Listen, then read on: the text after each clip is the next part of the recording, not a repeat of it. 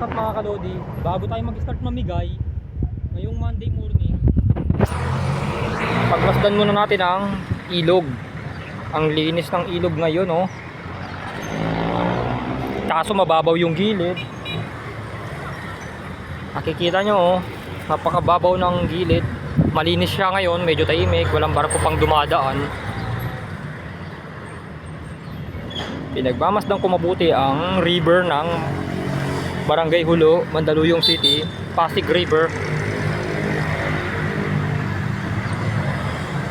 Pasig River sa Mandaluyong.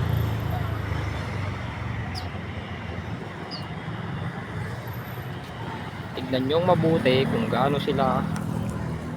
Kita nyo naman, di ba? Ang babaw ng ilog sa gilid. Pinagmamasdan ko rin ang river ng Mandaluyong. Ayan sila mga kalodi.